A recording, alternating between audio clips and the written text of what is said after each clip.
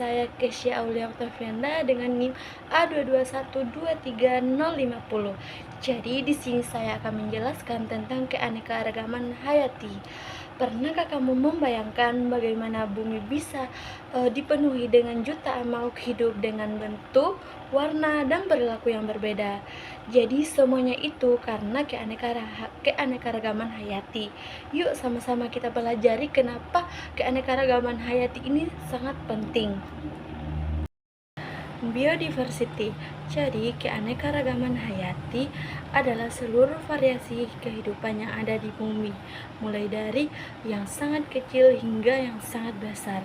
Jadi, biodiversity terdiri dari 3 tingkat utama, di mana yang pertama itu keanekaragaman genetik, yang kedua keanekaragaman spesies, dan yang ketiga keanekaragaman ekosistem.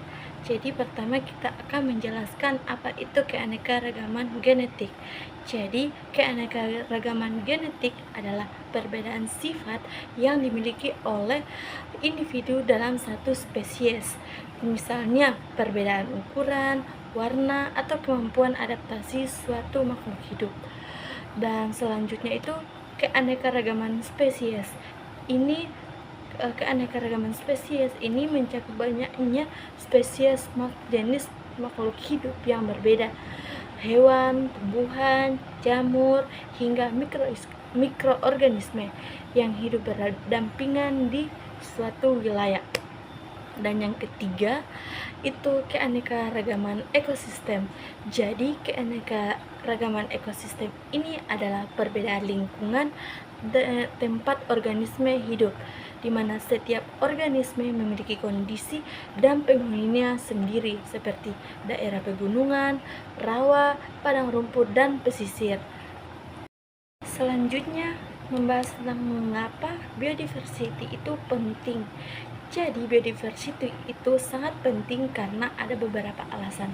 Yang pertama itu menunjang kebutuhan kehidupan bagi manusia, di mana banyak bahan makanan, bahan bangunan, bumbu minyak, serta produk sehari-hari berasal dari berbagai organisme.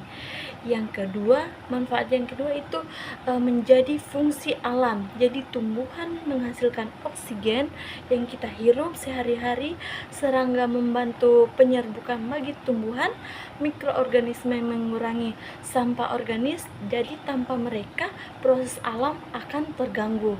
Dan yang ketiga itu pendukung inovasi dan penelitian, di mana para ilmuwan sering menemukan ide baru untuk penelitian, teknologi, dan sebagai bahan obat-obatan dari mengamati makhluk hidup. Dan narasi ilmiah spesies endemik. Jadi salah satu contoh hewan endemik yang ada di Indonesia adalah anoa, tepatnya di Sulawesi Tengah ini, mamalia kecil yang hanya ditemukan di Sulawesi. Dan anoa ini memiliki tubuh mirip dengan kerbau, dimana dia ini tubuhnya lebih kerdil dengan tanduk lurus yang pendek. Secara ekologis, anoa berperan menjaga struktur vegetasi hutan karena kebiasaan memakan berbagai tumbuhan bawah. Namun satwa ini terancam karena perburuan dan penyempitan habitat akibat pembukaan lahan. Jadi melestarikan anoa, bayangkan kalau satu demi satu makhluk hidup yang ada di sekitaran kita menghilang, hutan menjadi lebih sunyi, laut kehilangan warnanya, dan udara tidak lagi bersih. Kita bisa mencegahnya itu mulai dari sekarang. Mulailah dari tindakan kecil, pilihlah produk yang ramah lingkungan, kurangi sampah, dan jadilah suara bagi alam yang tidak berbicara ini. Karena menjaga keanekaragaman hayati bukan hanya tugas ilmuwan, tapi misi kita semua untuk menyelamatkan masa depan bumi. Baik, terima kasih telah menyaksikan video dari saya. Semoga video yang saya paparkan tadi boleh bermanfaat untuk kita semua. Saya Kesya Aulia Oktavianda, pamit undur diri. Sekian dan terima kasih.